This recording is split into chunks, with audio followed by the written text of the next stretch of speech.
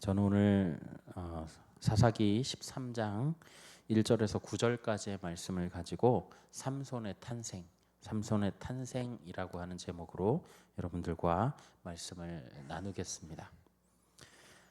우리가 지난 성경대학을 다시 한번 되짚어 보면은요, 우리가 이제 입다와 에브라임 사람들의 갈등 상황에 이른 것에 대해서 살펴보았습니다.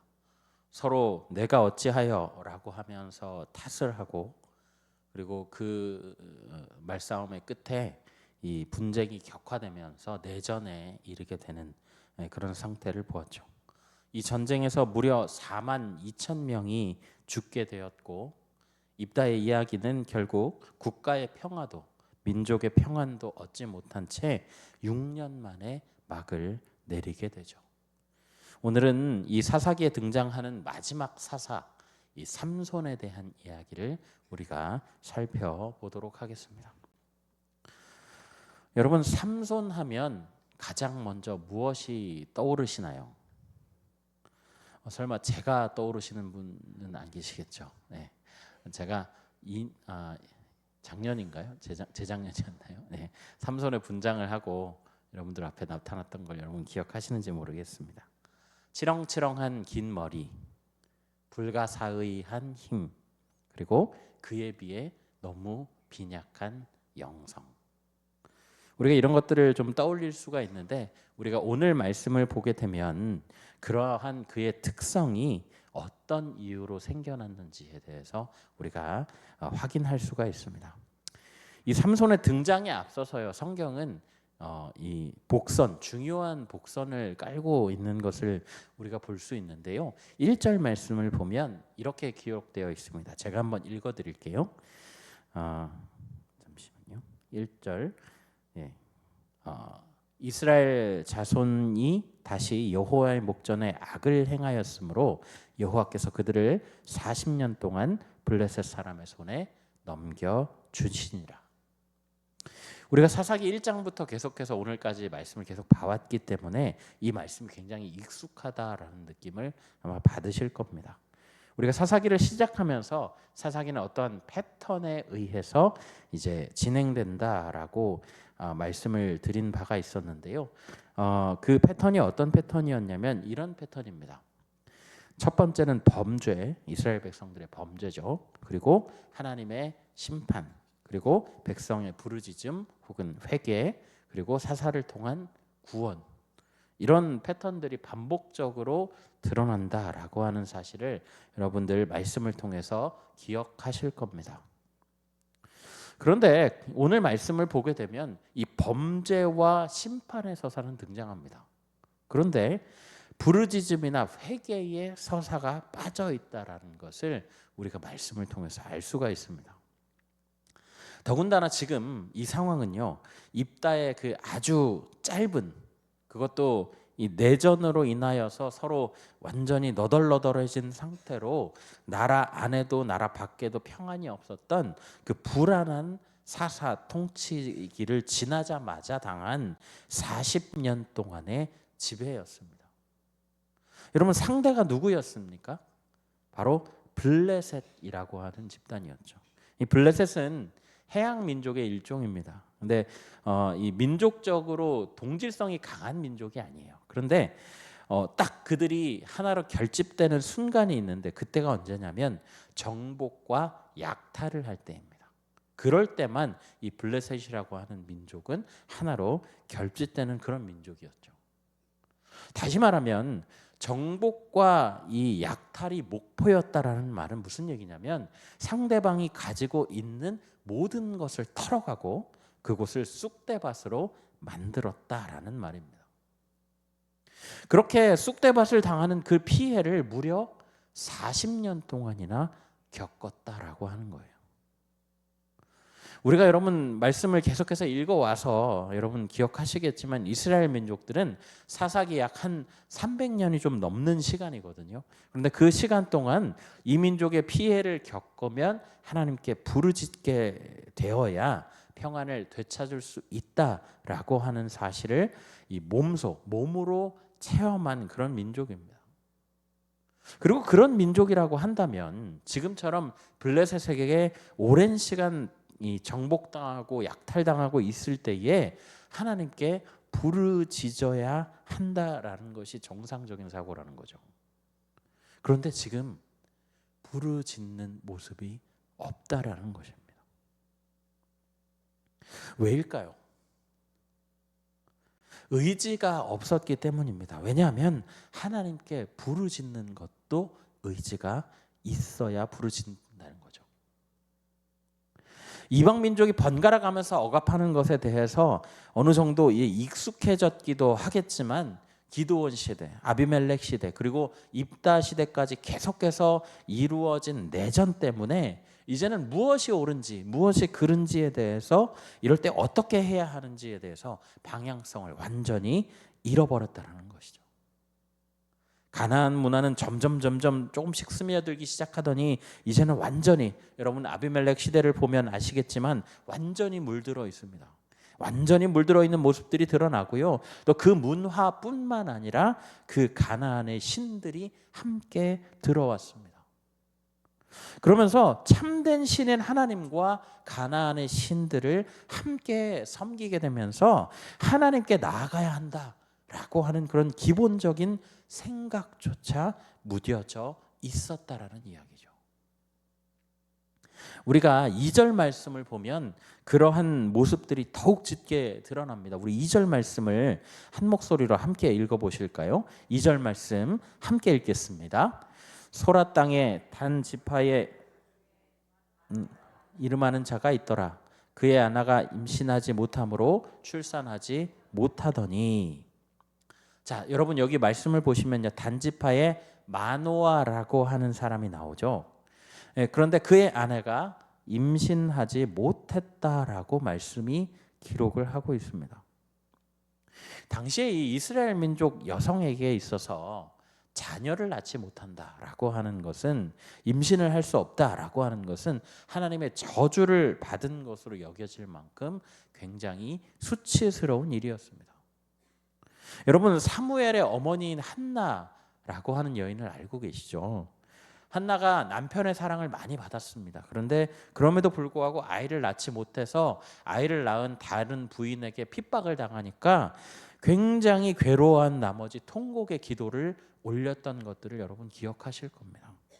아이를 낳지 못한다는 것이 바로 그런 얘기라는 거예요. 그런 일이라는 거죠. 그런데 마노아의 아내는 물론이고 마노아조차도 이 일을 위해서 하나님께 기도했다라는 기록이 단 한 줄도 말씀에 보이지 않습니다. 자녀를 낳는 것이 하나님의 축복이고 자녀를 낳지 못하는 것이 하나님의 저주라고 하는 생각조차 희미했던 그런 시대라는 것이죠. 자, 여러분 생각해 보십시오. 여러분이 하나님이시라면 이 민족을 위하여서 구원자를 내려줄까요? 눈으로 보고 귀로 들었으면서도 부르짖으면 구해주시는 하나님이라고 하는 사실을 잊은 민족입니다. 그 땅에 들어가면 거짓 이방신들을 따르지 말라 그렇게 말씀을 하셨는데 기어이 반역을 저지르고 있는 민족이에요.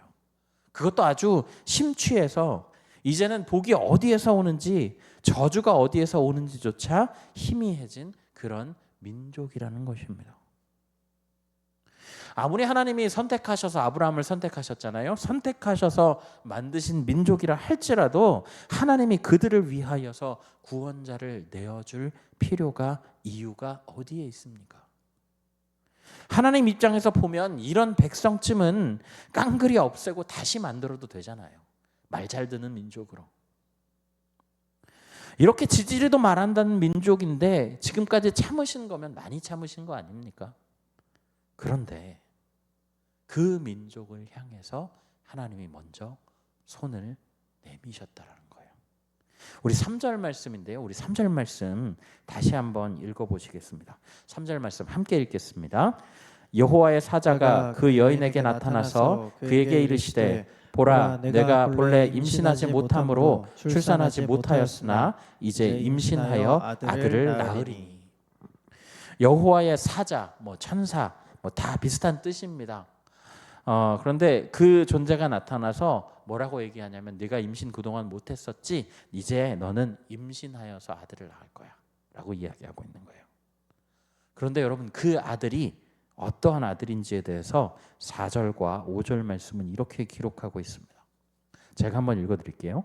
그러므로 너는 삼과 포도주와 독주를 마시지 말며 어떤 부정한 것도 먹지 말지니라. 보라 내가 임신하여 아들을 낳으리니 그의 머리 위에 삭도를 대지 말라. 이 아이는 태에서 나옴으로부터 하나님께 바쳐진 나실인이 됨이라.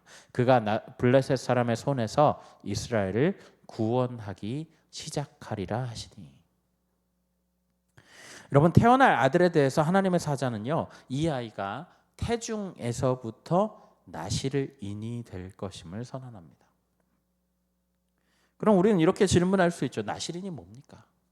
이 나실인이라고 번역된 히브리어는 이제 나지르라고 하는 이 단어에서 나온 건데요. 구별하다, 분리하다라고 하는 뜻을 가지고 있습니다. 일반인들과 구별되어서 일정 기간 혹은 평생 하나님께 자신을 헌신하기로 서원한 사람을 말하는 단어입니다. 쉽게 말해서 하나님의 사람으로, 하나님께 바쳐진 사람으로 살아간다라는 것이죠. 그리고 이 나실인에 대해서 규례가 있습니다. 오늘 본문에도 나와 있는 규례들인데 이 민수기 6장에 나오는 내용들을 축약한 것이거든요. 3가지 조건을 요구합니다. 첫 번째는 포도주와 독주, 독한 술을 마시지 말 것. 일반적으로 이 포도라고 하는 것은 기쁨과 즐거움을 상징하는 이 열매인데요. 독한 술은 정신을 흐릿하게 하는 것이죠. 그러니까 깨어 있어서 하나님 앞에 거룩하게 구별되어라. 기쁨과 즐거움과 같은 그런 것들에 취하지 말고 깨어 있어서 구별되어라라는 의미에서 금지하고 있는 것입니다. 심지어는 이 포도나무에서 나는 씨나 껍질이나 즙 같은 것도 아예 먹지 못하게 합니다. 이것은 예방 차원에서 하는 것이거든요. 그리고 두 번째는 부정한 것을 먹지 말라는 겁니다. 고대 이스라엘에 보면 그 하나님께서 명령하신 제의적으로 부정한 것들이 있습니다. 뭐는 먹지 말고, 뭐는 먹지 말고, 뭐는 먹어도 되고 이렇게 말씀으로 정해놓으신 것이 있고, 또 부정한 것에는 사망한 것, 그러니까 죽은 짐승이나 사람이나 이런 것들을 터치하지 못하게 되어 있죠. 그래서 거룩함을 계속해서 지켜야 되는데 부정한 것들은 먹지 말라라는 것입니다. 하나님 앞에서 늘 거룩해야 하기 때문이죠. 세 번째는 머리에 삭도를 대지 말라. 이 삭도를 대지 말라라는 말은 머리카락을 자르지 말라라는 이야기입니다. 이것에 대해서는 정확한 이유가 나타나 있지는 않은데 아마도 이 학자들의 연구 가운데서 이야기를 하는 것은 자신을 돌보지 말고 하나님께만 집중하라, 이런 의미인 것 같습니다. 이제 생길 마노아의 아이는 하나님께 바쳐진 나실인으로 평생을 살게 될 것입니다. 그리고 마지막으로 가장 중요한 것은 그가 블레셋 사람의 손에서 이스라엘을 구원하기 시작할 것이라는 거죠.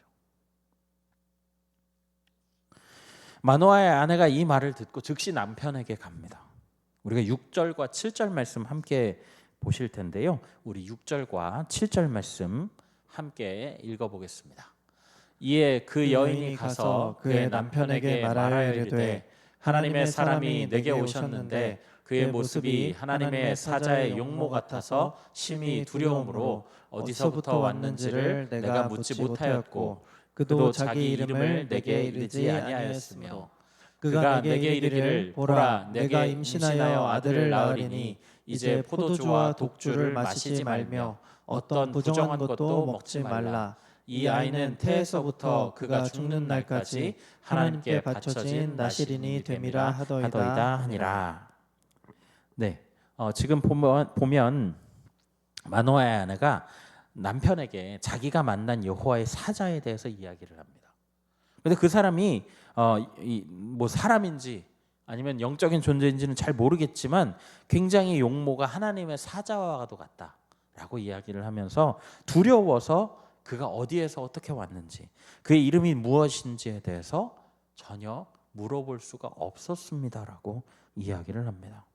뭐 당연히 이 신적인 존재를 만났으니까 인간으로서 두려움을 갖는 것은 당연하겠죠. 그리고 여호와의 사자가 한 말을 전달을 하는데 여러분 7절을 다시 한번 잘 보십시오. 자, 여호와의 사자가 한 말과 좀 비교를 해보도록 하겠습니다. 뭐라고 얘기를 했냐면 임신하여 아들을 낳을 것이다 이렇게 얘기했죠. 맞습니다. 그리고 포도주와 독주를 마시지 말라. 맞습니다. 그리고 부정한 것도 먹지 말라. 맞습니다. 그리고 태에서부터 죽는 날까지 하나님께 바쳐진 나신이 될 것이다. 뭐 비슷한 말입니다. 어느 정도 맞다라고 볼 수가 있죠. 그런데 한 가지가 다릅니다. 뭐가 빠졌냐면 그가 블레셋 사람의 손에서 이스라엘을 구원하기 시작하리라 라고 한 그 말이 지금 말씀에 빠져 있는 거예요. 여러분, 이게 여러분 제일 중요한 얘기 아니에요? 여러분, 만약에 우리나라가 어느 나라에 점령당해 있는데 만약에 하나님께서 여러분에게 너 이제 아이를 낳을 건데 그 아들이 나라를 구원할 거야 라고 얘기를 하셨다고 칩시다. 그런 일이 잘 생기지는 않는데 그렇다고 치면, 그런 일이 생겼다고 하면 여러분 그게 제일 자랑스러운 일 아니에요? 우리나라를 구원할 사람이 우리에게서 났다. 이게 얼마나 자랑스러운 일입니까? 그런데 지금 그 얘기를 쏙 빼놓고 있다는 거예요. 왜 그런 얘기를 빼놓았을까요? 여러분, 지금 이 부부한테는요 이게 그렇게 중요한 얘기가 아닌 거예요. 아들을 낳는다라고 하는 것이 일단 첫 번째로 중요한 얘기겠죠. 왜냐하면 그동안 불임이었으니까요. 아들을 낳는다라고 하는 게 첫 번째로 중요한 말이고, 두 번째는 뭐냐면 나실인이라는 거예요. 그런데 나실인이 무엇인지에 대해서 이 사람들도 뭐 알고 있었는지 정확하게 이제 성경에 나오지 않기 때문에 잘 모르지만 특별한 사람인 건 확실해요. 뭐는 하지 말고 뭐도 하지 말고 뭐도 하지 말라고 하니까 분명히 이 사람이 특별한 일이라는 사람이라는 존재라는 것은 확실합니다. 그러니까 우리 애가 특별한 사람이 될 것이니 잘 길러야 된다라고 하는 부분에 지금 이 마노아와 마노아의 아내가 집중하고 있었다라는 것입니다. 하나님이 자기 백성을 구원하시는 일에는 크게 관심이 없었다라는 말이 돼요. 여러분, 이게 삼손 시대의 이스라엘 민족의 하나님에 대한 인식 수준이에요. 하나님은 나의 하나님이고 내 삶에 깊숙이 개입하시는 그런 하나님이 아니라 그냥 수많은 신들 중에 하나입니다. 조상들의 하나님이었을 뿐이고요, 그저 두려운 존재일 뿐이고 내 삶과는 별개였다는 거예요. 여러분, 하나님은요 오늘도 살아계셔서 우리 모두의 삶과 인류의 역사를 주장하시는 분이십니다. 마노아의 아내가 만약에 올바른 신앙을 가지고 있었던 사람이라면요 이 놀라운 사실을 가지고 기뻐하면서 하나님을 찬양했어야 옳습니다. 또한 마노아가 올바른 신앙인이었다면 자신이 직접 들은 얘기는 아니다 할지라도 이 말씀을 믿고 받아들였어야 합니다. 그런데 여러분, 이 마노아의 반응을 한번 보겠습니다. 우리 8절과 9절 말씀인데요, 8절과 9절 말씀 우리 함께 읽어보겠습니다. 8절과 9절입니다. 마노아가 여호와께 기도하여 이르되 주여 구하옵나니 주께서 보내셨던 하나님의 사람을 우리에게 다시 오게 하사 우리가 그 낳을 아이에게 어떻게 행할지를 우리에게 가르치게 하소서 하니, 하나님이 마노아의 목소리를 들으시니라. 여인이 밭에 앉았을 때에 하나님의 사자가 다시 그에게 임하였으나 그의 남편 마노아는 함께 있지 아니한지라. 여러분, 이게 지금 보시면 마노아가 아내의 말을 믿고 있습니까? 믿지 못하고 있습니까? 네, 믿지 못하고 있어요. 그 당시에 이제 여성의 인권이 뭐 거의 없다시피 한 시절이었기 때문에 여성이 한 얘기를 고지굿대로 믿을 수 없다. 예, 뭐 그런 시절이었으니까요. 그렇게 생각을 할 수도 있어요. 그래서 하나님의 사자를 다시 한번 보내주십시오라고 기도합니다. 그리고 그 기도를 들으신 하나님이 다시 사자를 보내셨어요. 그런데 그 자리에 남편인 마노아가 있었다 없었다? 없었습니다. 여러분, 이거는요 하나님이 내가 다시 사자를 보냈는데 타이밍이 안 맞아서 또 없었네, 이게 아니에요. 없었을 때를 일부러 골라서 보냈다라는 말입니다. 왜요? 왜 그렇죠? 당시에 하나님의 사자가 나타났다는 얘기는 굉장히 중요한 얘기잖아요. 그러면 가부장적인 사회 하에서 그 당시의 분위기를 봤을 때에 당연히 남편에게 이야기하는 것이 맞는 이야기입니다. 그런데 하나님의 사자는 남편이 없을 때를 골라서 나타났다라는 거죠. 여러분, 이 얘기가 무슨 얘기냐? 마노아라고 하는 사람이 아내의 중재 없이는 결코 하나님의 사자를 만날 수 없었다라는 이야기입니다. 조금 더 적나라하게 얘기해 드릴까요? 마노아라고 하는 사람이 하나님의 말씀을 따를 만한 신앙을 가지지 못한 자였다라는 이야기예요. 오늘 본문에는 나오지 않지만 마노아는 여호와의 사자가 사람인 줄 알았습니다. 뭐 한 선지자쯤 되는 사람인 줄 알고 그를 대접하려고 하죠. 그리고 그의 이름을 물어봅니다. 당신이 누구십니까? 당신의 이름이 무엇입니까? 내가 우리 아들을 낳으면 당신의 이름으로 영광을 돌리겠습니다. 이렇게 얘기해요. 그 당시에 이제 마노아의 모습을 보면 하나님은 안중에도 없습니다. 지금. 근데요, 목사님 8절에 보면 하나님 앞에 기도했다라고 나오잖아요. 그런데 여러분, 여기에서의 이 하나님 앞에 기도했다는 말은 이런 의미예요. 유일하신 참신이신 하나님께 기도했다라고 하는 의미보다는 여러 신 중에 하나인 하나님께 기도했다라는 거예요. 뭐 이런 식입니다. 오늘날로 옮기면 하나님, 부처님, 알라님 중에 뭐 저를 도우십시오. 아무나 하여튼 진짜 신이시면 저 좀 도와주세요. 이런 말이에요. 여러분, 이 고대 근동에는 손님이 신일 수도 있기 때문에 잘 대접해야 된다라고 하는 그런 인식이 있었습니다. 그러니까 지금 마노아는요, 하나님이 아니라, 하나님의 사자가 아니라 눈앞에 있는 이 사람처럼 보이는 이 사자를 환대함으로써 자신이 받을 이득을 계산하고 있었다라는 이야기입니다. 그러나 여호와의 사자는 그런 말들을 듣고 모든 영광을 받으셔야 될 분이 하나님이시다라고 이야기하죠. 그리고 자신의 이름을 알 필요도 없다라고 이야기합니다. 모든 영광을 받으셔야 할 분이 하나님이시니까 하나님 앞에 번제를 드리라라고 가르쳐줘요. 그리고 20절에 보면 하나님께서 이렇게 차려진 그 제사를, 번제를 받으십니다. 그리고 그걸 보고 나서야 마노아가 깜짝 놀라죠. 자신이 만난 존재가 사람이 아니라는 사실을 그때 깨달은 거예요. 여호와의 하나님의 사자구나. 하나님을 보았으니 이제 우리는 죽게 되었다라고 이야기를 하고 있는 거예요. 그러자 마노아의 아내가 하나님 우리를 죽이려 하셨다면 이 번제를 받으셨겠느냐. 그리고 우리에게 아들을 낳을 것인데 그 아들이 하나님 나실이 될 것이고 이스라엘을 구원할 이런 얘기를 할 필요가 있었겠느냐라고 하면서 남편을 달랩니다. 이런 모습을 보면 마노아보다는 이 이름 없는 마노아의 아내가 조금은 더 나은 것 같습니다. 그래서 이 마노아에게 직접 나타나시지 않으신 것 같기도 하죠. 아무튼 간에 이렇게 부부가 다 엉성하고 엉망진창입니다. 그런데 또 하나님은 그렇게 차린 번제물을 받으십니다.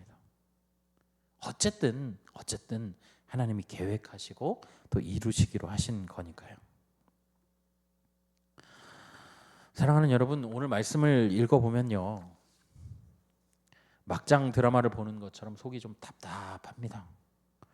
사사기 1장부터 이 장을 넘어가면 넘어갈수록 이스라엘 백성들은 하나님을 벗어나려고 가속 페달을 밟는 것 같습니다. 이제는 그 가지고 있었던 패턴마저 희미해지면서 부르짖는 것도 없고, 부르짖으면 구원하시는 하나님이라고 하는 인식도 없습니다. 우리가 보기에는 정말 희망이 없어 보이죠. 그러나 그렇게 희망이 없어 보이는 민족을 향해서 하나님이 먼저 손을 내밀고 계시다라는 거예요.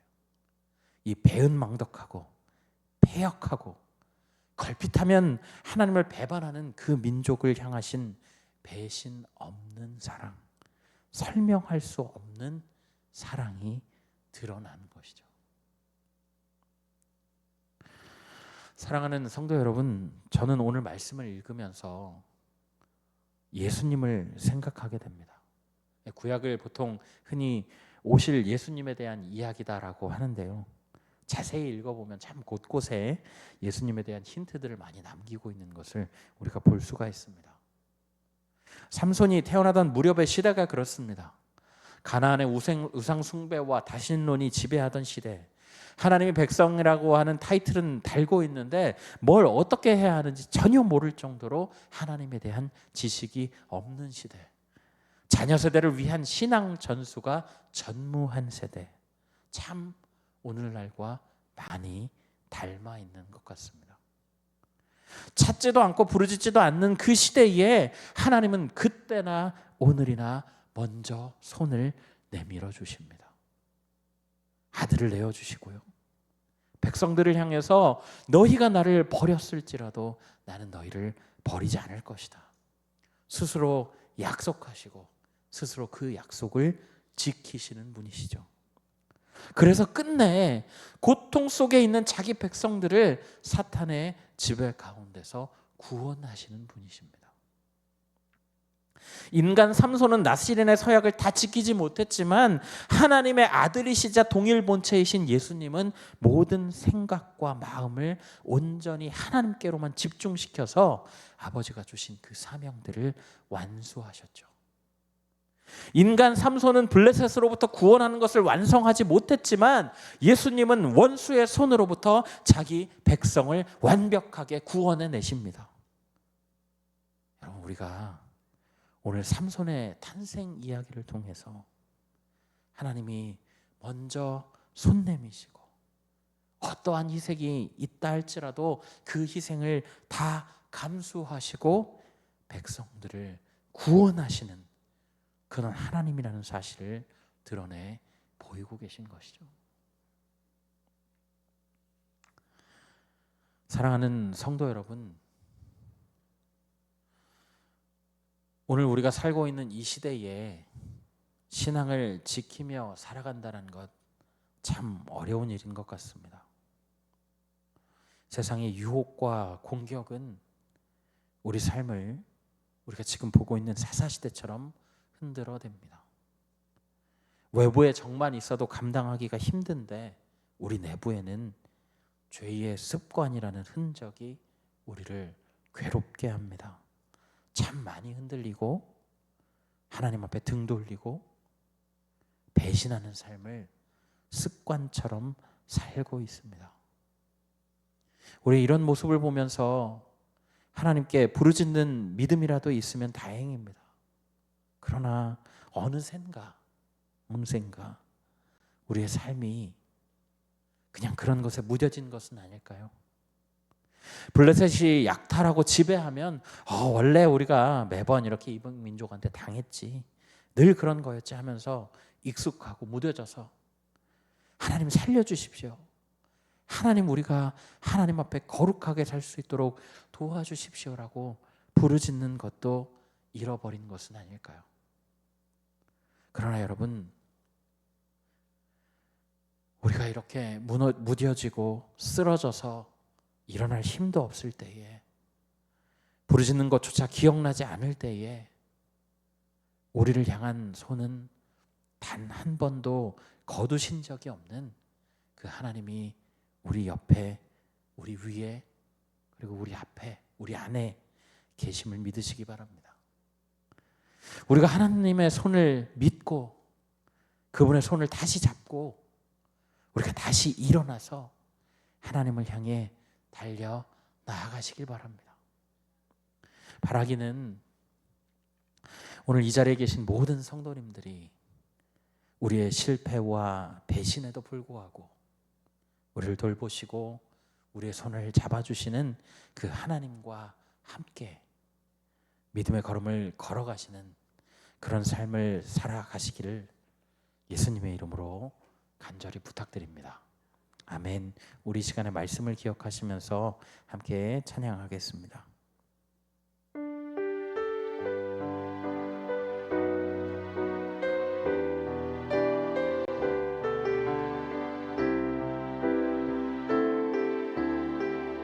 나는 내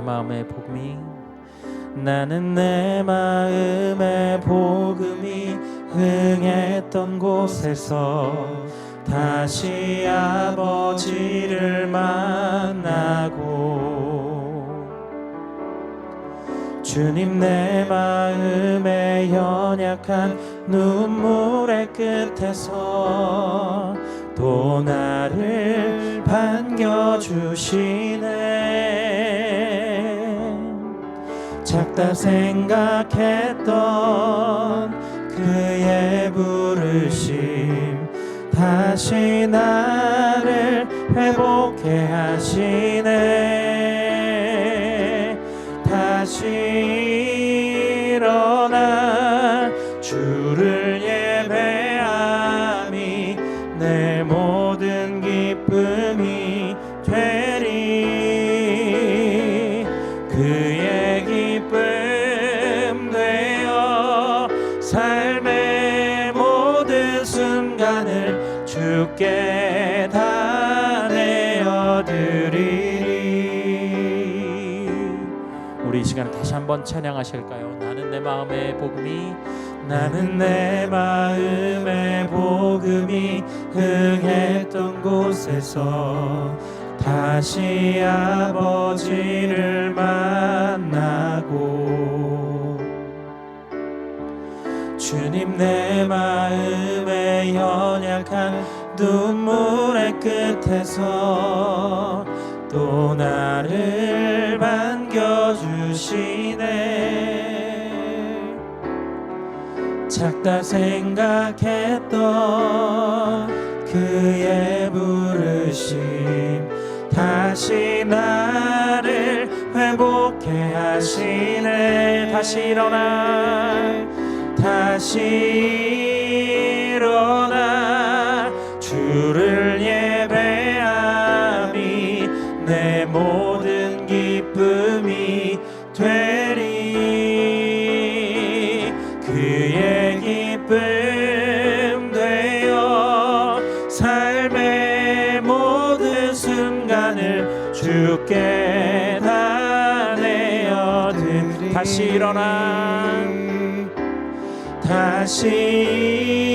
일어나 주를 예배함이 내 모든 기쁨이 되리.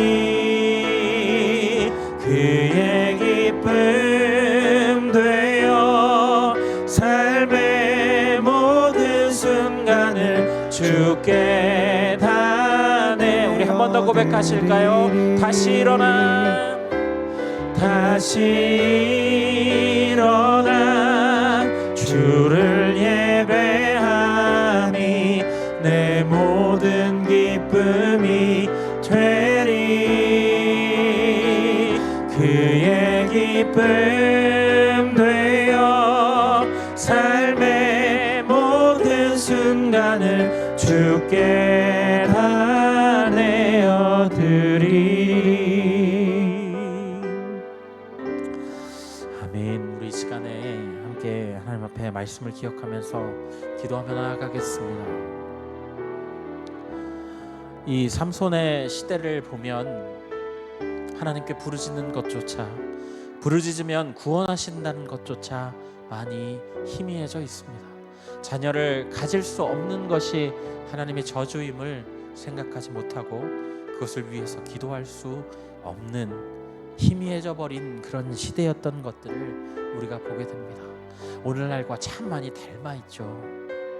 우리에게도 세상의 유혹과 시험들이 우리를 쓰러뜨리고 우리 안에 죄의 문제들이 우리를 참 많이 힘들게 합니다.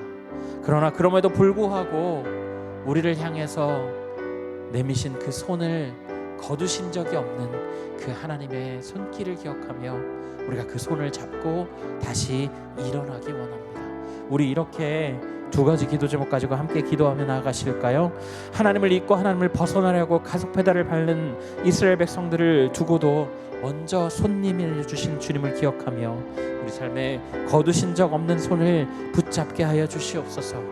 믿음으로 부르짖고 도우시는 하나님을 의지하며 오늘도 세상 가운데 그리스도인으로 바로 서 있게 하여 주시옵소서. 우리 이 두 가지 기도 제목 가지고 함께 주님 앞에 기도하며 나아가겠습니다. 사랑해 주님, 감사합니다. 주님, 오늘도 우리에게 말씀을 허락하여 주셔서 하나님, 삼손이 태어나던 그 시기에 하나님 무너져 있던 이스라엘 백성들의 모습을 다시 보게 됩니다. 하나님 아버지, 그 땅에서 생활을 하면서 주님 가나안의 문화에 동화되고 그들의 신들에게 붙잡혀서 하나님, 주님 하나님의 백성이라고 하는 정체성도 희미해지고 하나님 그 고통을 당할 때에 부르짖으면 건지시는 하나님이라는 사실도 잊어버리고 주님 자녀를 주시는 것이 하나님의 복이라고 하는 것도 주님 잊어버린 하나님 희미한 시대가 하나님 바로 그 시대였음을 하나님 우리가 말씀을 통해 확인하게 됩니다. 하나님 오늘날과 참 많이 닮아있는 시대입니다. 하나님, 그러나 하나님 그런 시대 가운데서도 주님 이스라엘 백성들을 향하여서 먼저 내밀어 주신 그 손을 거두신 적이 없는 하나님의 그 손길을 주님 우리가 기억합니다. 하나님 그 주님 배신하는 백성들을 향하여서 던지신 그 손길, 주님 늘 주님 그 백성들을 향하여서 주님 뻗으신 그 손길을 보며 우리가 예수 그리스도를 생각합니다. 주님 하나님의 사랑의 결정체로 십자가에 달려 죽으신 그 예수 그리스도로 인하여서 주님 우리 백성들을 완전하게 구원하시고 하나님 또한 그 하나님께로만 온전하게 집중하여 사명을 완성시키신 것들이 다 하나님의 계획이며 하나님의 뜻이심을 주님 우리가 또 깨닫고 알게 됩니다. 하나님 우리가 믿음으로 부르짖게 하여 주십시오. 하나님 우리가 도우시는 하나님을 기억하게 하여 주십시오. 주님 우리가 그 하나님을 의지하게 하여 주십시오. 하나님 그럼으로써 주님 오늘도 우리가 세상 가운데 부족하지만 연약하지만 그리스도인으로서 살아가는 자들 되도록 하나님 우리의 삶을 주장하여 주시고 붙들어 주시기를 간절히 구합니다. 하나님 우리는 약합니다. 그러나 우리가 약할 때에 친히 강함이 되어주시는 하나님의 손길을 힘입어서 주님 오늘도 우리가 이 세상을 살아나가기를 원합니다. 하나님 두렵고 떨리는 걸음이나 하나님 그럼에도 불구하고 하나님과 함께 걸어가며 주의 손을 받고 걷는 하나님 그 어떤 곳이든 하늘나라임을 기억하며 주님 이 땅 가운데 믿음을 가지고 주님 앞에 고백하며 살아가는 자들 되도록 하나님 인도하시고 붙잡아 주옵소서. 주님